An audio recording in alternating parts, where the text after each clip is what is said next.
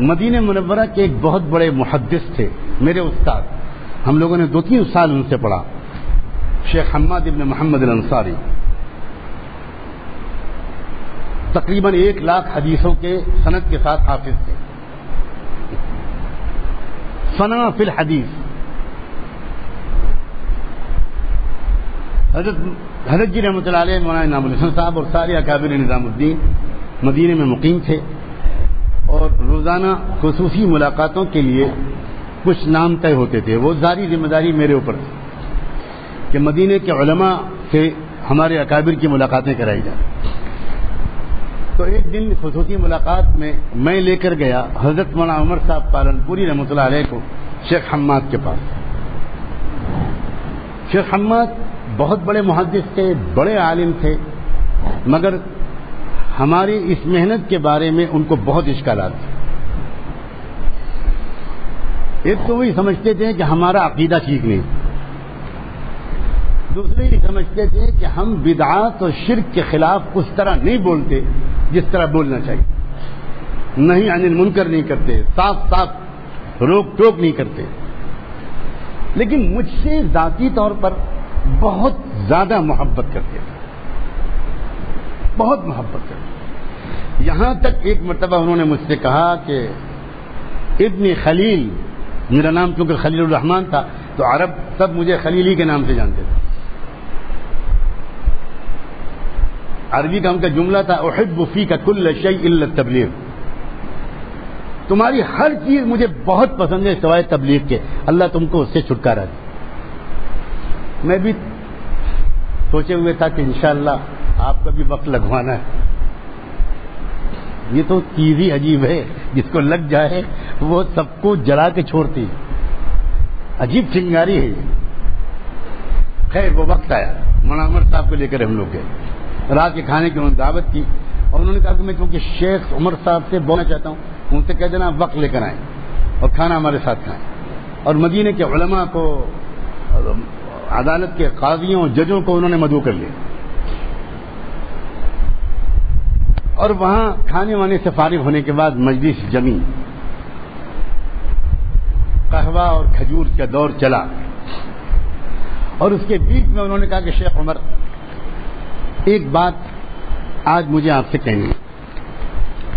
اور انہوں نے پھر یہ کہا بڑے احترام کے ساتھ، بڑی محبت کے ساتھ کہ آپ بڑی اچھی محنت کر رہے ہیں، یہ ہو رہا ہے، مگر آپ نہیں عن المنکر نہیں کرتے، آپ برائیوں سے صاف صاف روکتے نہیں، یہاں تک کہ شرک و بدعت بھی آپ دیکھتے ہیں تو آپ اس پر بھی نہیں ٹوکتے۔ اب مولانا عمر صاحب کو اور کیا چاہیے تھا، بہترین موقع ملا کہ سارے علماء کے سامنے دعوت کی حکمت کو کھولے۔ اب مولانا نے کیا درد مندانہ گفتگو کی، بڑے عاجزی اور تواضع کے ساتھ، بڑے انکسار کے ساتھ یہ کہتے ہوئے کہ آج مدینے کے علماء جمع ہیں، اور مدینے کے علماء جس بات پر فتویٰ دے دیتے تھے امام مالک رحمۃ اللہ علیہ ساری دنیا کے علماء کی طرف اس کے بعد دیکھتے بھی نہیں تھے۔ امام مالک کی پوری فقہ تو دراصل قائم ہے فقہائے مدینہ پر، اور آج فقہائے مدینہ جمع ہیں۔ یہ ہندوستان کا اعجمی طالب علم حاضر ہے، یہ اپنا سبق سناتا ہے، اس کے بعد آپ جو فرما دیں گے میں وعدہ کرتا ہوں کہ پھر میں وہی کروں گا جو آپ فرمائیں۔ سچے دل سے انہوں نے بڑی تڑپ کے ساتھ یہ بات فرمائی، اور پھر کہا کہ ایک واقعہ میں سنانا چاہتا ہوں اپنا ذاتی، اس سے آپ کی سمجھ میں آئے گا کہ ہمارا دعوت دینے کا طریقہ کیا ہے اور منکرات سے روکنے کا طریقہ کیا ہے۔ ہم یہ نہیں کہتے کہ یہی ایک طریقہ ہے، لیکن ہمارا طریقہ کیا ہے اس کی وضاحت کرنا چاہتے ہیں۔ تو وہ شیخ حماد بولے حدث ولا حرج، یعنی اطمینان سے گفتگو کی گئی، جتنی تفصیلی گفتگو کر سکیں کریں، ہم سب ہمتن گوش ہیں۔ پھر مولانا نے اپنا ایک واقعہ سنایا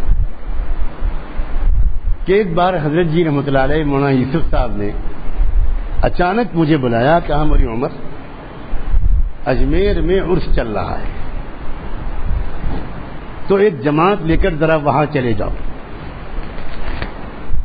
تو مولانا عمر صاحب نے اس وقت کہا کہ میں تو سوچنے لگا کہ ابھی کچھ دنوں سے میں دعا مانگنے لگا ہوں اللہ اپنے راستے کی موت نصیب پر، لگتا ہے قبول ہو گئی.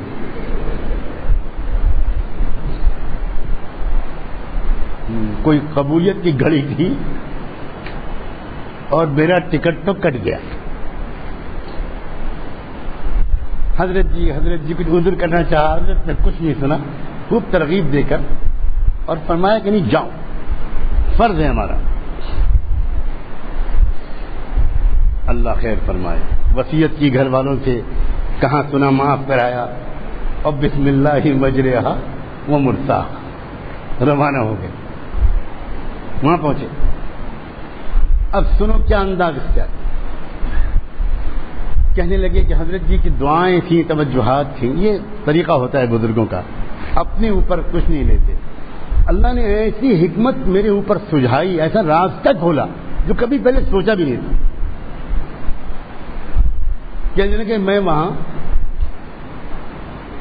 صحن میں جہاں مزار ہے حضرت خواجہ معین الدین چشتی رحمۃ اللہ علیہ کا، اس کے باہر صحن میں ایک کونے میں رومال ڈال کے اپنا چہرہ ڈھک کے اور بیٹھ گیا، اور میں اللہ کی طرف متوجہ ہو گیا. روتے روتے میرا برا حال، دعائیں کر رہا ہوں. اللہ بھیج دیا حضرت جی نے. میں کیا کروں، کیسے کروں یا اللہ، کس طرح یہاں پر بات شروع کروں، کیسے بات کروں، کیا ہوگا یہاں. خوب اللہ سے خوب مانگا. اللہ تعالیٰ نے ایک حکمت دل میں سجھائی.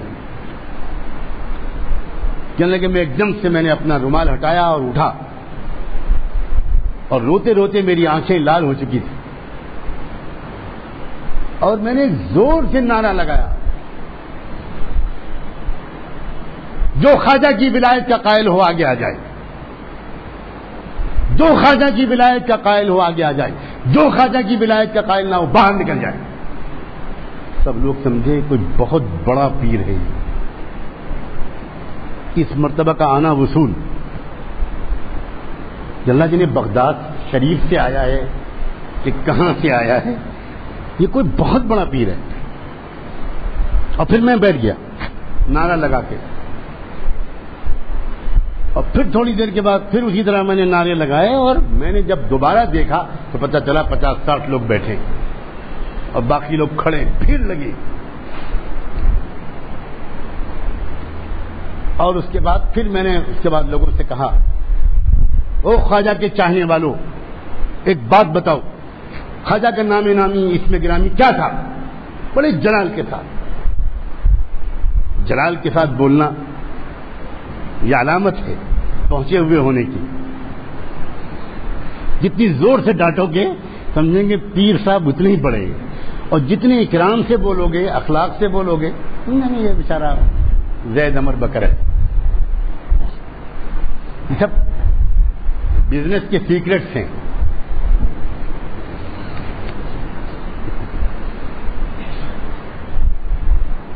خوب ڈانٹ کے کہا، جو خواجہ کی ولایت کے قائل نہ ہو مردود نکل جائے گا.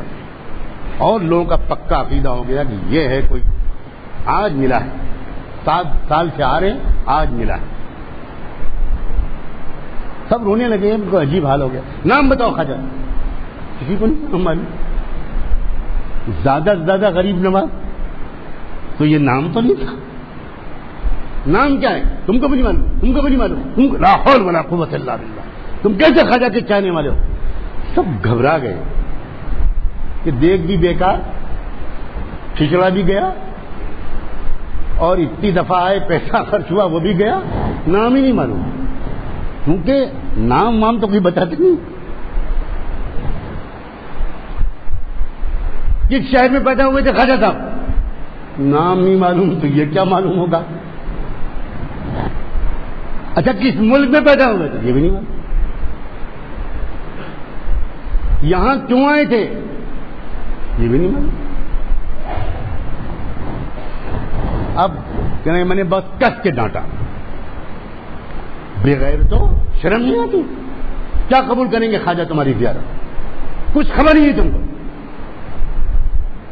سب گھبرا گئے.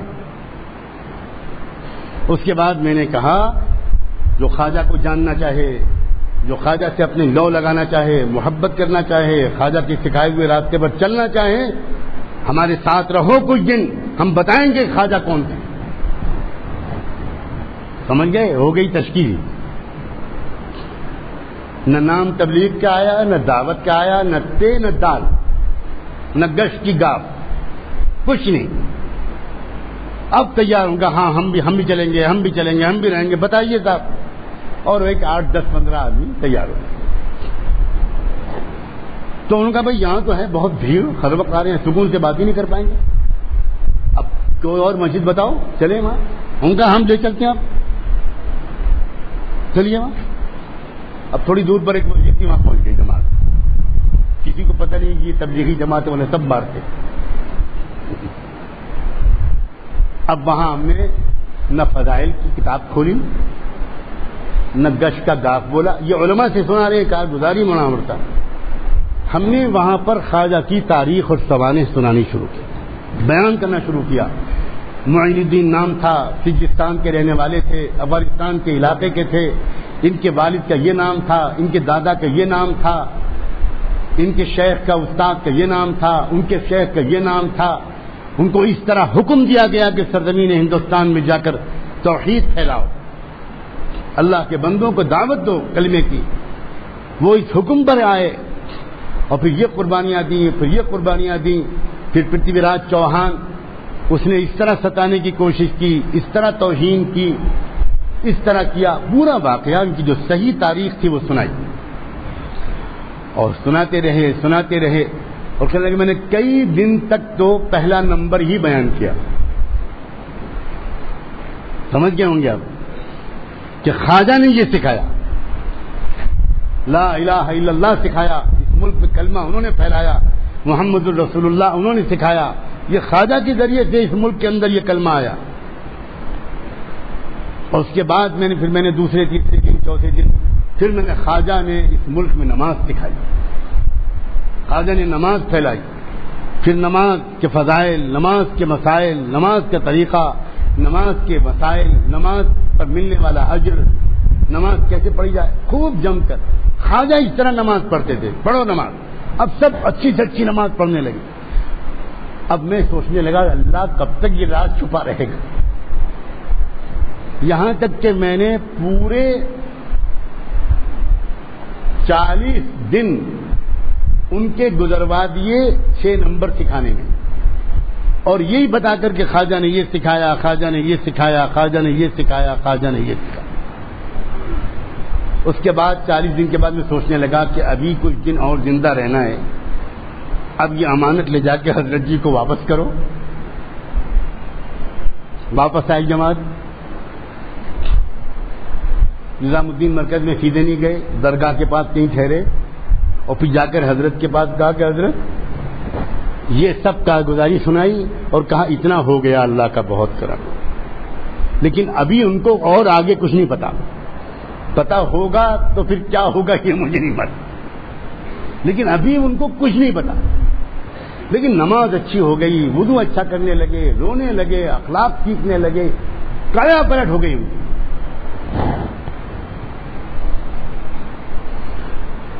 فرمایا لاؤ فجر کی نماز یہاں پڑھواؤ اور میرے بیان میں سامنے بٹھواؤ،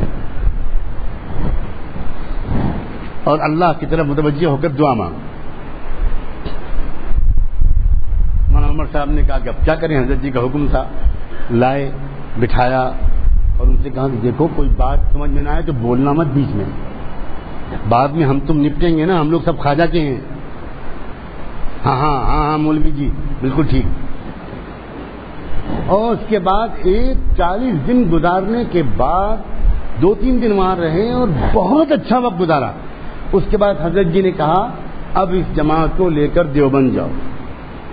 مولانا عمر صاحب نے کہا حضرت کیا بہت جلدی بھیجنے کا ارادہ ہے، کچھ مجھ سے غلطی ہو رہی. حضرت ابھی کچھ دن اور. فرمایا نہیں ابھی بہت دن رہو گے، جاؤ.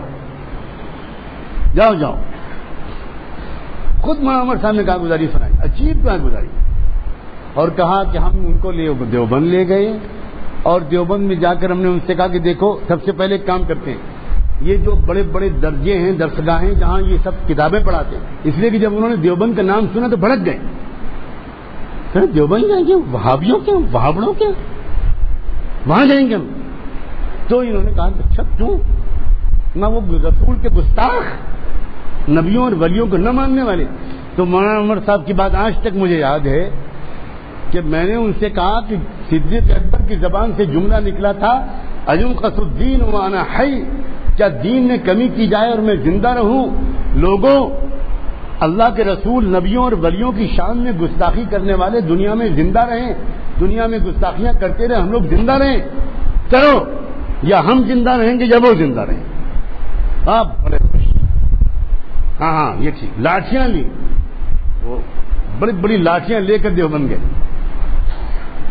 اور وہاں انہوں نے کہا کہ ہر درجے میں چلنا ہے اور چپکے سے چلنا ہے، پیچھے بیٹھ کے سبق سننا ہے، اور اگر کوئی گستاخی کا کلمہ زبان سے نکلے تم مت بولنا، میں تمام کر دوں گا۔ ہاں مولوی جی ڈرنا مت، نبی کے ناموس سے قربان۔ اب جس درجے میں جا رہے ہیں، عشق رسول کا عجب نظارہ دیکھنے میں آ رہا، اس زمانے کا دارالعلوم۔ میرے خود بخاری کے استاد حضرت مولانا فخر الدین صاحب رحمۃ اللہ علیہ، شیخ الحدیث، اس زمانے میں وہی تھے شیخ الحدیث غالباً۔ کیا منظر تھا حضرت مولانا فخر الدین صاحب کے عشق رسول کا، جس نے واقعی وہ منظر نہیں دیکھا اس کو کیسے یقین دلائیں؟ 70-80 سال کی عمر ہو چکی تھی، آخری ذوق تھا، بیماری مرض وفات کی شروع ہو چکی تھی، انتہائی کمزور اور نحیف تھے، سلام کا جواب دینا مشکل تھا، ویل چیئر پر لائے جاتے تھے، آواز ایسی نکلتی تھی کہ کان بعض وقت ہونٹ پر رکھنے پڑتے تھے، مگر اللہ اکبر جس وقت ان کے شاگرد اور ان کے خادم ویل چیئر سے اٹھا کر ان کو گود میں اٹھا کر سہارا دے کر جب بخاری شریف پڑھانے کے لیے مسند درس پر بٹھا دیتے تھے تو پھر ایسا نظر آتا تھا کہ 40 سال کا مضبوط توانا انسان اب بیٹھا ہے سامنے، 2.5-3 گھنٹے لگاتار بخاری شریف کا درس دیتے تھے، کہیں نظر نہیں آتا تھا کہ ان کے اندر کوئی ذوق، اور جیسے ہی درس پورا ہوتا تھا اور وہ آخر دعوانا ان الحمد للہ رب العالمین والصلاة والسلام علی نبیہ الامین وعلی اصحابہ الغر المیامین، آخری جب یہ خطبہ پڑھتے تھے اسی وقت ان کے اندر سے روحانی طاقت واپس لے لی جاتی۔ اس کے بعد اب اگر ہم سلام کرتے تھے تو ان کا جواب سنائی نہیں پڑتا، یہ میں نے خود مہینوں اپنی آنکھوں سے دیکھا۔ تو جب وہ ایسے اساتذہ کے درس میں شریک ہوئے، ایک درس پھر دوسرا درس پھر تیسرا درس، تو اب ان کے عقل نے کام کرنا شروع کیا۔ انہوں نے مولانا عمر صاحب نے سنایا کہ مجھے گھیراؤ، کہا کہ بھائی مولوی جی اب چھپاؤ مت، اب ہم سے سچ بتاؤ، ہماری سمجھ میں نہیں آ رہا ہے، ہمیں کیا بتایا گیا تھا کہ دیوبند میں کیا ہوتا ہے، اور یہ کیا دیوبند ہے بھائی؟ یہاں کے اساتذہ چھوڑو، یہاں کے جو گیٹ کیپر ہیں اور جو باورچی روٹی پکاتا ہے وہ بھی تہجد پڑھتا ہے، 10 ہزار مرتبہ درود شریف پڑھتے ہیں یہ لوگ 24 گھنٹے۔ یہ کیا لوگ ہیں بھائی، ہمیں کیا بتایا گیا؟ تو مولانا عمر صاحب نے سنایا کہ میں نے ان سے الٹا کہا کبھی جلدی مت کرو، اور جو 2-3 بڑے بڑے باقی ہیں ان کے پاس بھی چلتے ہیں، پھر بات کریں گے۔ جب سب بات ہو گئی اور تب میں نے ان سے کہا کہ دیکھو بھائی اب صاف سن لو، اللہ جانے تم لوگوں کو کیا بتایا گیا، ہم نہیں جانتے، کن کے بارے میں بتایا گیا ہم نہیں جانتے، یہی مسلک دیوبند ہے، یہی دیوبند ہے، یہی دیوبندیت ہے، اور ہم سب یہیں کے پڑھے ہوئے ہیں، یہیں کے پلے ہوئے ہیں، اب بھائی تمہارا جو جی چاہے وہ کرو۔ اب بات صاف ہو گئی۔ تب مولانا عمر صاحب نے ان سے کہا کہ جواب ان کا حضرت کیا تھا، شیخ حماد اور دیگر علماء مدینہ، ان کا جواب کیا تھا؟ ان کا جواب یہ تھا کہ بس جی بہت ہو گیا، اب ہم کو چھٹی دو، ان تمام کو جنہوں نے ہم کو جا کر یہ سب بتایا تھا، انہی لاٹھیوں سے ہم کو ٹھیک کریں گے۔ گمراہ کر کے چھوڑ دیا ہم کو، جیسے اچھے اچھے لوگوں سے ہمارا رشتہ توڑ دیا، ہمیں کیا گمراہی میں مبتلا رکھا، ہم سے کماتے کھاتے رہے اور ہمیں کچھ نہیں بتایا۔ تب میں نے ان سے کہا کہ بھائی دیکھو، لاٹھیاں لے کر جاؤ گے، ان کو مارو گے، آپ بتاؤ اگر لاٹھیاں لے کر ہم نے تم کو مارا ہوتا تو آج تمہارا یہ حال ہوتا؟ نہیں بھائی، یہ راستہ اصلاح کا نہیں ہے۔ جس طرح صبر سے، محبت سے، احتیاط سے، حکمت سے ہم نے تم کو حق بتانے کی کوشش کی ہے اور منکر سے روکنے کی کوشش کی ہے، بھائی تم بھی اب اسی طریقے پر اپنے اپنے ساتھیوں کو، گاؤں والوں کو اسی طریقے پر تم اس منکر سے روکو۔ میں یہ سنانا چاہ رہا تھا کہ جب یہ پورا واقعہ ان علماء مدینہ نے سنا اور یہ مولانا نے کہا کہ دیکھیں، منکر کے روکنے کی ایک تدبیر ہم یہ اختیار کرتے ہیں۔ آپ حضرات بڑے لوگ ہیں، آپ کا فتویٰ، آپ کا سکہ پورے عالم میں چلتا ہے، آپ اپنے طریقے پر منکرات سے امت کو روکیں، آپ ہرگز ہرگز ہمارے طریقے کی نقل نہ کریں، لیکن ہمارا طریقہ یہ ہے اب آپ بتا دیں کہ یہ جائز نہ ہو تو ہم چھوڑ دیں۔ اللہ اکبر! عرب علماء کتنے مخلص ہوتے ہیں۔ شیخ حماد زار و قطار رونے لگے، زار و قطار رونے لگے، کہنے لگے آج حق واضح ہو گیا، اور خلیل اگلی بار جب جماعت طلبہ کی نکلے تو 3 دن کے لیے تو میں نہیں نکل پاؤں گا، 24 گھنٹے کے لیے مجھے لے کر جانا، میں خود نکلوں گا جماعت۔ سمجھ میں آ گئی بات؟